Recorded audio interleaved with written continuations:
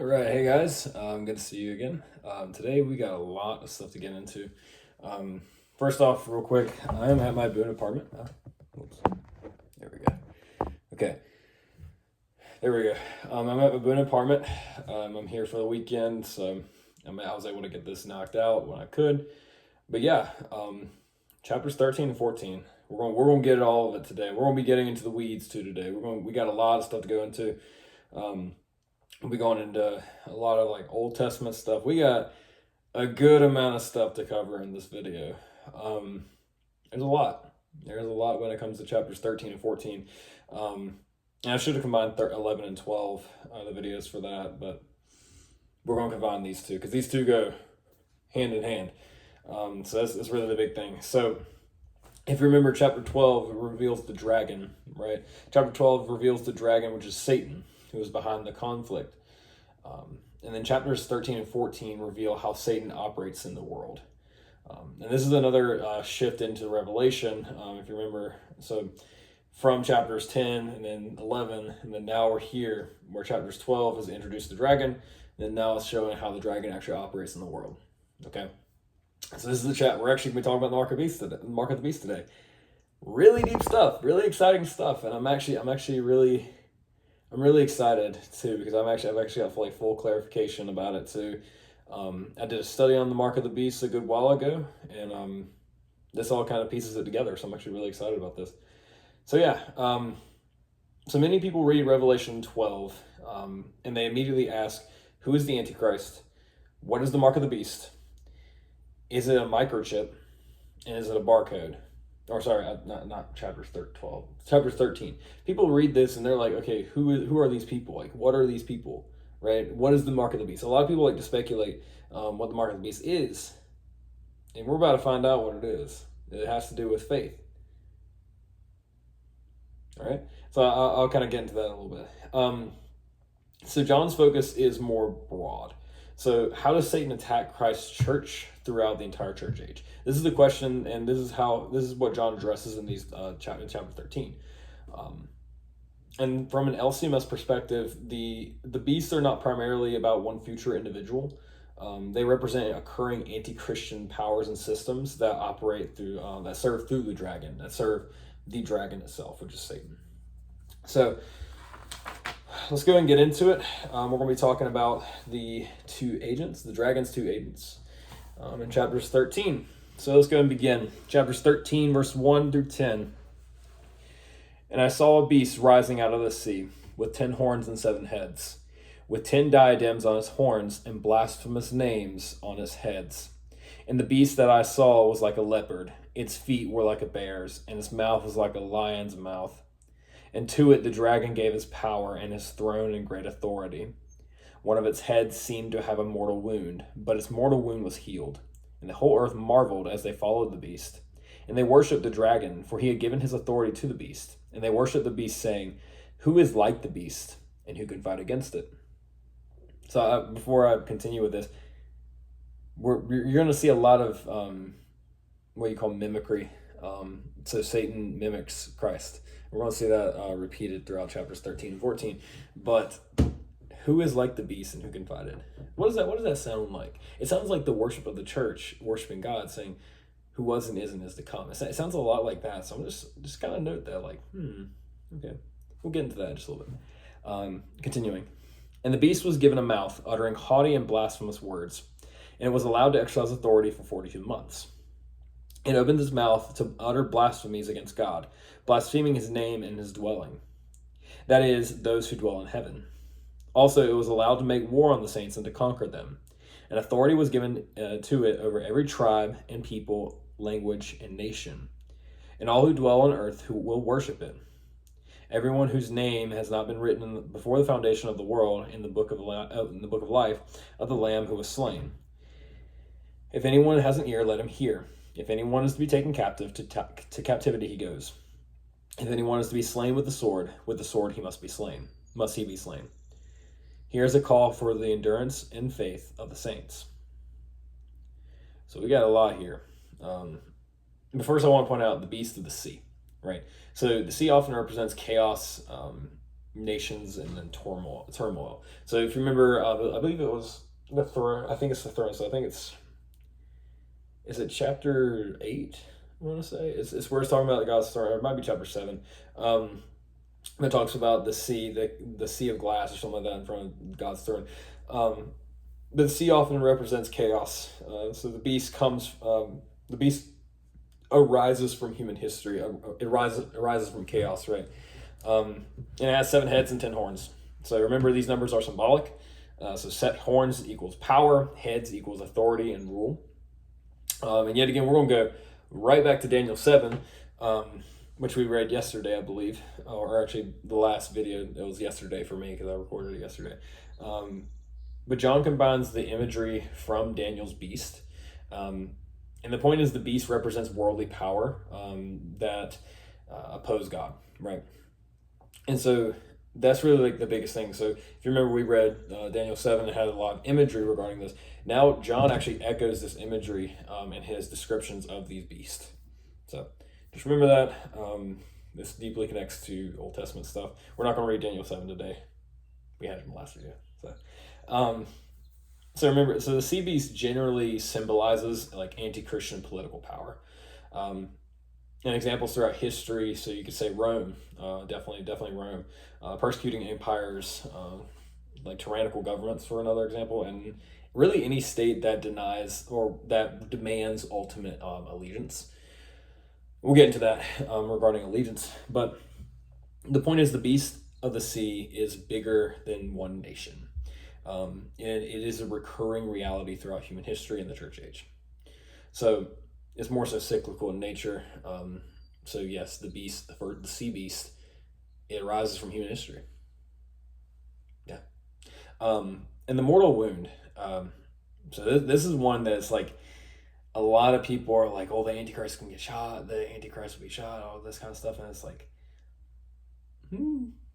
So that comes from a very literalistic view of what this passage means. But a lot of people really miss the point. So if you remember, like I said, the beast mimics, so Satan mimics Christ. Satan tries to mimic Christ. And it says, who is like the beast and who can fight against it? Remember what that point I was saying. So one head appears to have a mortal wound, yet survives. This mimics Christ.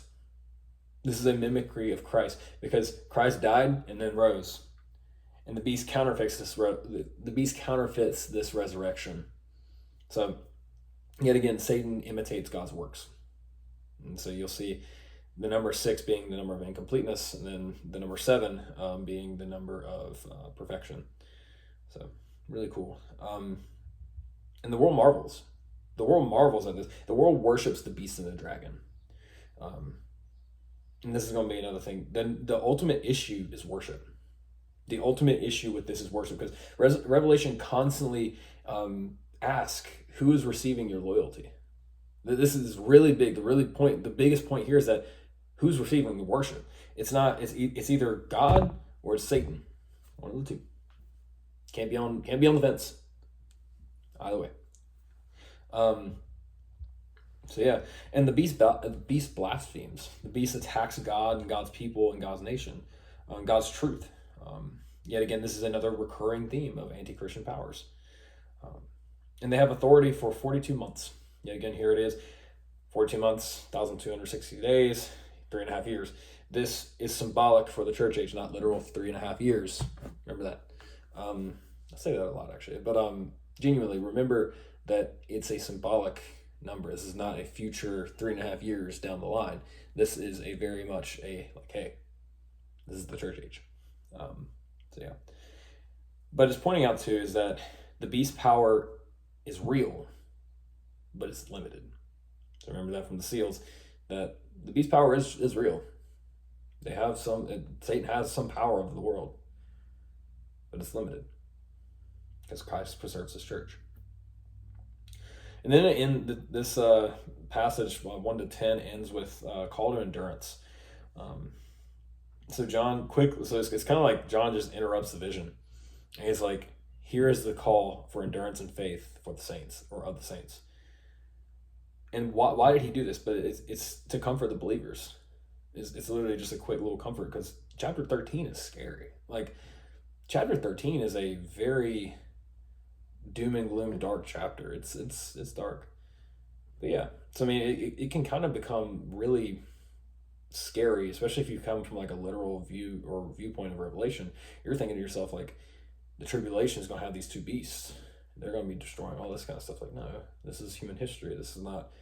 This is all throughout human history. It's not a 3.5 year period or 7 year period. It's not.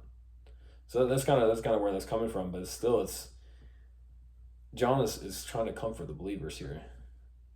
So, but we do get the next chapter, which is chapter 14, is more of a comfort chapter.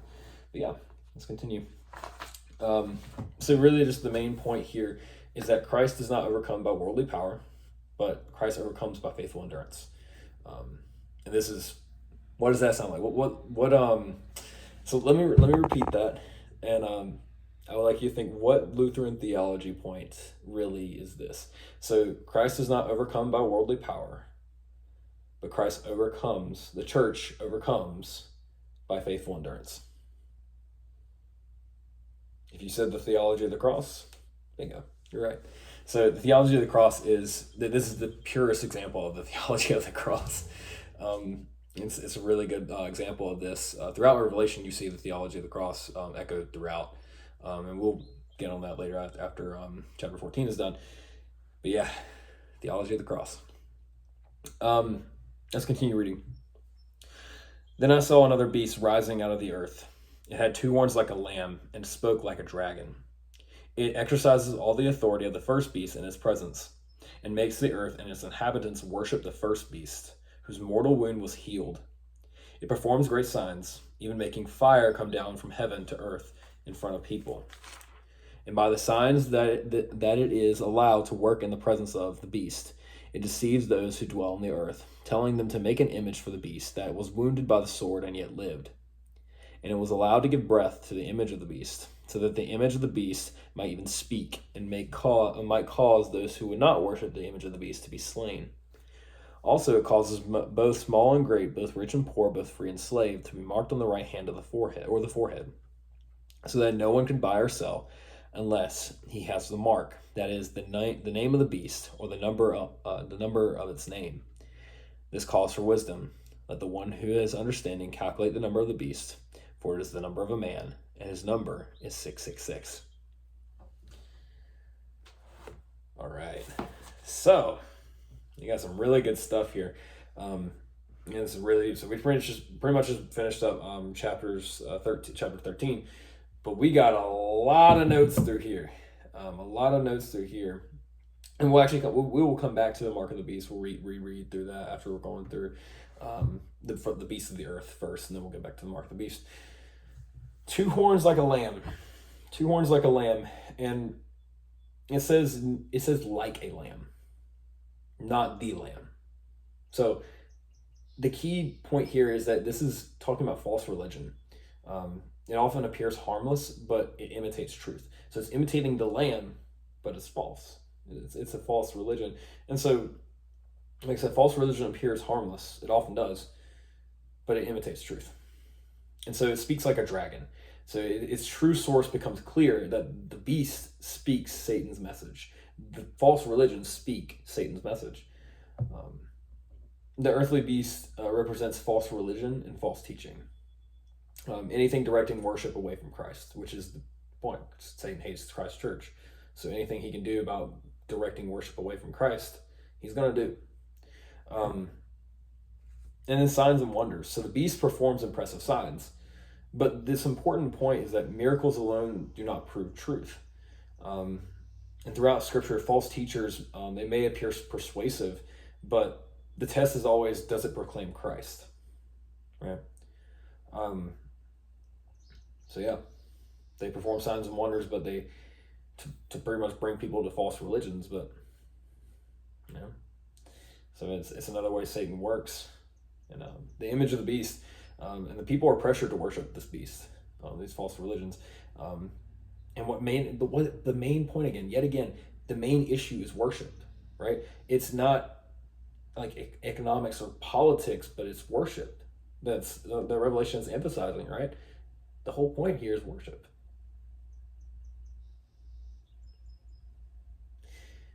Let's continue. So we're going to read 16 through 18 yet again, because I want to go again with the mark of the beast. Also, it causes all, both small and great, both rich and poor, both free and slave, to be marked on the right hand or the forehead, so that no one can buy or sell unless he has the mark, that is, the name of the beast or the number of its name.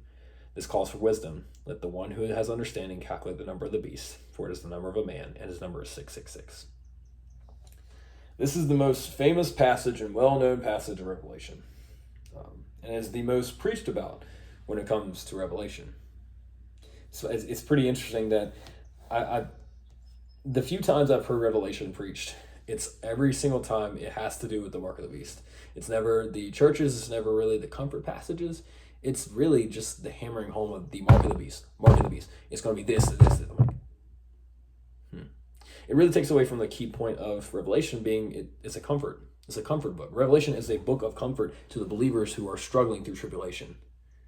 That's what this is coming at. But like, it really just, it bugs me. It really does bug me that people really focus on this.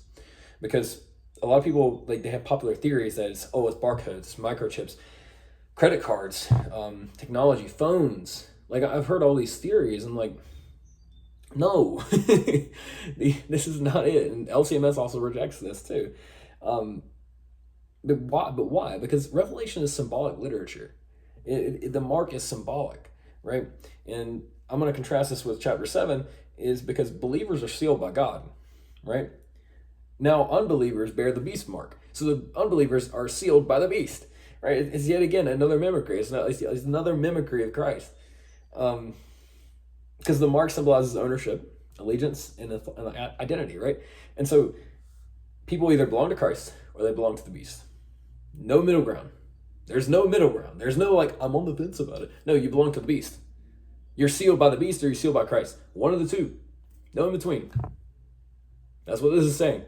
Either you're sealed by Christ or you're sealed by the mark of the beast. So this is really where we get deep into Old Testament stuff. Now I'm going to have to pull it up on my computer.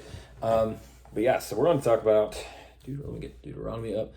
This was something I did a study on a while ago, but I had to actually look it up because my study, it came back up to me in my mind when I was researching. I'm like, wait a minute, Deuteronomy has something about this.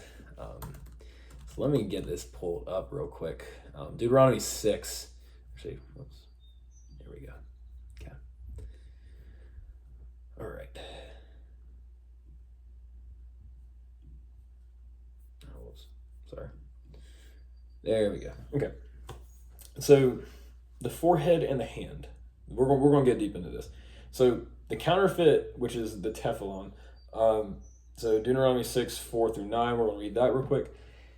Hear, O Israel, the Lord our God, the Lord is one. You shall love the Lord your God with all your heart and with all your soul and with all your might. And these words that I command you today shall be on your heart.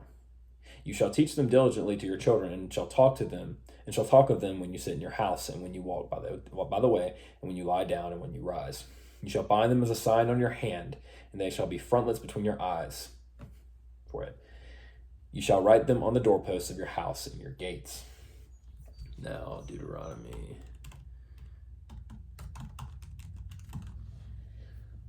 11, verse 18. You shall therefore lay up these words of mine in your heart and in your soul, and you shall bind them as a sign on your hand, and they shall be frontlets between your eyes. And again, we see that theme. The forehead represents thoughts and beliefs, and the hand represents actions and deeds, right? And so the beast counterfeits this by, pretty much the beast mimics this, and so serving this, so the mark of the beast, which is being sealed by the beast, would be like a mind captured by false ideology or actions that serve worldly systems, right? So it's a belief. It's belief. You're sealed by belief because you serve the world or you worship the world. That's what that means. It's another counterfeit by the devil. And so yet again, we're gonna go to Exodus. Exodus has something to say about this too. Let's see, 28 SB. Here we go. And the priest's garments. So Exodus 28, verse 36. You shall make a plate of pure gold and engrave on it, like the engraving of a signet, holy to the Lord. And you shall fasten it on the turban by a cord of blue. It shall be in the front of the turban. It shall be on Aaron's forehead, and Aaron shall bear any guilt from the holy things that the people of Israel consecrate as their holy gifts. It shall be regularly on his forehead, that they may be accepted before the Lord. Forehead and hand. Interesting. So, a crown of gold, pretty much from this chapter or this passage, is saying that the crown of gold is placed on the forehead and it's engraved with "Holy to the Lord," whereas the counterfeit version of the mark says "Holy to the world," right? And so, it's kind of crazy how that works, right? So this would indicate that this is talking about faith. This is talking about where your allegiance and worship is. It ties yet again into that main theme of relation, that it's really about worship. It's really about worship. It's not about some microchip or, oh, if you have a microchip, you lose your salvation. No, it's not that. It's worship. Pure worship. That's what this is talking about. I get really passionate about it. Sorry, I'm not apologizing for that. I get really passionate about this because a lot of people don't really see what this is trying to say. It's that this is about worship. You either worship Christ or you worship the beast. No in between. So, yet again, why the number 666? So, yet again, symbolism. 7 symbolizes divine completeness, yet 6 falls short. So, 666 intensifies this incompleteness, right? So, yet again, like I said, 7 is divine completeness, but then 6 falls short. So, 6 is more like a counterfeit, right? And so 666 intensifies this completeness. There's plenty of other theories, and I'm not sure how the LCMS feels about this. I think it's a pretty cool theme, but 666, if I'm not mistaken, you could mesh the Hebrew and then the Roman or something like that, and you can actually combine it together, and it would point to Diocletian or Nero, being the name of that beast during that time, because they were being persecuted by Nero at that time. That's actually a whole different story, and I highly recommend studying Diocletian and his persecution of the Christians. Diocletian was more like a man-child. But he needed, so if I'm not mistaken, he caused the burning of something, and then he ended up blaming these group of Christians, and that's pretty much where their persecution began, because he didn't want to own up and decided, hey, there's a small little sect of a new religion, let's blame them because people don't know about them, so let's blame them and kill them.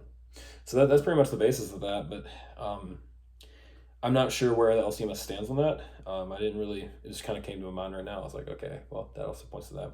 I've heard those theories, and I'm not sure if they either come from the preterist view or if they actually are accepted by LCMS. So I will have to do more stuff on that. So yeah, that's a question for another time. So yeah, so let's see, we're at 23 minutes. Yeah, we're good. We're going to finish chapter 14 too. And the main meaning behind this is that the beast represents false perfection, human self-exaltation, and an ultimate rebellion against God. So many historical figures have reflected this aspect of this pattern. But Revelation's point is not necessarily about, it's larger than identifying one name. So trying to find, like, say for example, like Trump or something like that. No, the beast is not a singular person. It's more of a pattern. It's more of there's been figures that represent this pattern. It's not a singular person. And the key theme of chapter 13 is that, first off, Satan attacks through political power and then false religion. Those are the two beasts: political power, false religion. And the goal is to steal worship away from Christ. That's the point. That's what Satan's trying to do. All right, now changing pace a little bit. Judgment, comfort, judgment, comfort. We're going to comfort. So we just had the judgment, or the warning, you could say, and then now we have the comfort. So chapter 14 is after the vision of darkness of chapter 13, it comes a vision of comfort. So let's go ahead and begin chapter 14. We'll read 1 through 5. Then I looked, and behold, on Mount Zion stood the Lamb, and with him the 144,000 who had his name and his father's name written on their foreheads. And I heard a voice from heaven like a roar of many waters, and like the sound of thunder. The voice I heard was like the sound of harpists playing on their harps. And they were singing a new song before the throne, and before 4 living creatures, and before the elders. No one could learn that song except the 144,000 who have been redeemed from the earth. It is these who have not defiled themselves with women, for they are virgins. It is these who follow the Lamb wherever he goes. These have been redeemed from mankind as first fruits of God and the Lamb. And in their mouth no lie was found, for they are blameless. So, chapter 14, the Lamb of Mount Zion. So notice the contrast yet again. Chapter 13, beast, dragon, and fear. Whereas chapter 14 has lamb, worship, and victory right off the bat. So this is yet again another shift. And you see the 144,000 return. So it's not literal 144,000 people, but it's the complete people of God. Right? Remember that whole thing? It's the same group from chapter 7. It's the same group. And they have a name. So they don't bear the beast mark, but they bear the Father's name on their forehead. Yeah. So the main point here is that believers belong to God and identity is found in Christ. Their worship is Christ. They believe and worship Christ. Right? This yet again supports this this thing that the mark of the beast being a worship or a seal of the dragon, right? But the believers, the 144,000, have the mark of God. They have holy to the Lord, or the Father's name on their forehead, because they believe in God. It may not be a literal like holy to the Lord, but it's faith. They worship God. They worship Christ. Boom, right? And they sing a new song. Only the redeemed can sing it. So why? Why can only the redeemed sing it? Because the redeemed know the experience of salvation. It's about salvation. Unbelievers don't. That's what it's saying. And they follow the Lamb. So this is yet again another one of Revelation's beautiful descriptions of discipleship. Is that we don't conquer like the beast. We don't conquer through worldly power, but it's by following the Lamb. We follow the Lamb. Right? Let's continue. Then I saw another angel flying directly overhead with an eternal gospel to proclaim to those who dwell on earth, to every nation and tribe and language and people. And he said with a loud voice, "Fear God and give him glory, because the hour of his judgment has come, and worship him who made heaven and earth, the sea and the springs of water." Another angel, a second, followed, saying, Fallen, fallen is Babylon the Great, she who made all nations drink the wine of the passion of her sexual immorality. And another angel, a third, followed them, saying with a loud voice, "If anyone worships the beast and its image, and receives a mark on his forehead or on his hand, he will also drink of the wine of God's wrath, poured full strength into the cup of his anger. And he will be tormented with fire and sulfur in the presence of the holy angels and in the presence of the Lamb. And the smoke of their torment goes up forever and ever, and they have no rest, day or night. These worshippers of the beast and his image, and whoever receives the mark of its name. Here's a call for the endurance of the saints, those who keep the commandments of God and keep their faith in Jesus. And I heard a voice from heaven saying, Write this, Blessed are the dead who die in the Lord from now on. Blessed indeed, says the Spirit, that they may rest from their labors, for their deeds followed them. So the first angel proclaims an eternal gospel. And even amid judgment, God continues proclaiming grace.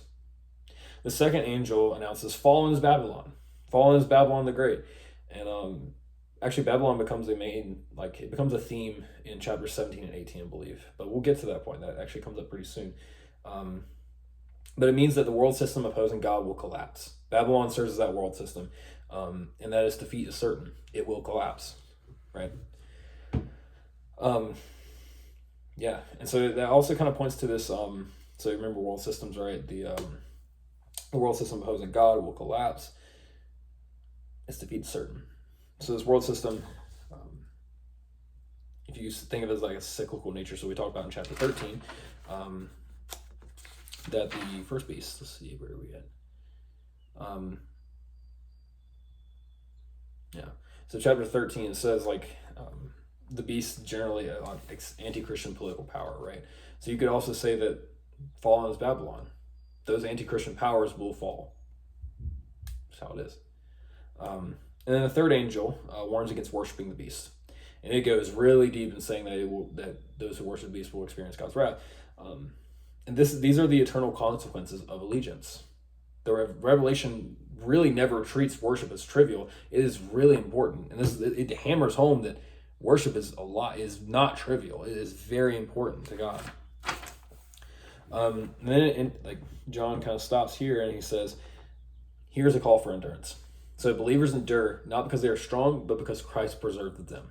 Right? It's not because of our strength, it's through Christ. Right? And then again with 13, it says, blessed are the dead. It's yet again another comforting verse in Revelation, that death is not defeat, and that the believers rest in Christ. And this is enormously comforting to those persecuted Christians that Paul's writing to in Rome. This is a huge comfort passage saying that blessed are the dead, because many of them had died because of their persecution. Let's continue. Then I looked, and behold a white cloud, and seated on the cloud, one like the Son of Man, with a golden crown on his head, and a sharp sickle in his hand. And another angel came out of the temple, calling with a loud voice to him who sat on the cloud, put in your sickle, and reap, for the hour to reap has come, for the harvest of the earth is fully ripe. So he who sat at the clouds swung his sickle across the earth, and the earth was reaped. Then another angel came out of the temple in heaven, and he too had a sharp sickle. And another angel came out from the altar, the angel who has authority over the fire, and he called with a loud voice to the one who had the sharp sickle, put in your sickle, and gather the clusters from the vine of the earth, for its grapes are ripe. So the angel swung his sickle across the earth, and gathered the grape harvest of the earth, and threw it into the great winepress of the wrath of God. And the winepress was trodden outside the city, and blood flowed from the winepress as high as the horse bridle, for 1,600 stadia. So I do want to point out too, on my study Bible also says the stadia is about 184 miles, as the stadium was about 607 feet, or 185 meters. Yet again, this is also symbolic. But yeah, so Christ appears with a sickle in this, and there's two harvests: grain harvest, grape harvest. So the grain harvest is understood as the gathering of believers, and then the grape harvest is the judgment upon the unbelievers, or upon unbelief, right? And then the final judgment, it talks about the final judgment imagery. And the point is not necessarily agricultural details, obviously, but the point is history moves toward final separation. So we'll get to that later in Revelation. So yeah, let's go and wrap up with Revelation 13 and 14. What are the major themes of chapter 13 and 14? First off, Satan uses counterfeits. Through the Trinity, he is a counterfeit Trinity, he is a counterfeit worship, counterfeit resurrection, and counterfeit religion.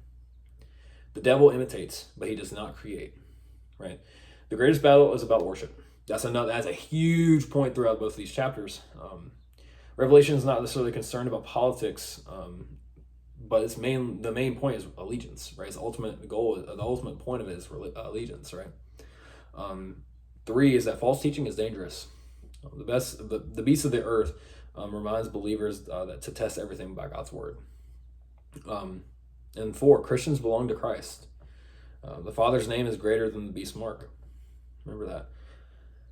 5, Babylon will fall, right? Every anti-Christian system eventually collapses. Every single one.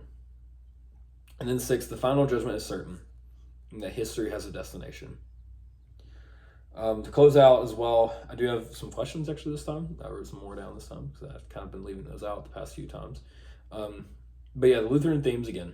Obviously, theology of the cross is right then and there, right there. Believers follow the Lamb, not the beast.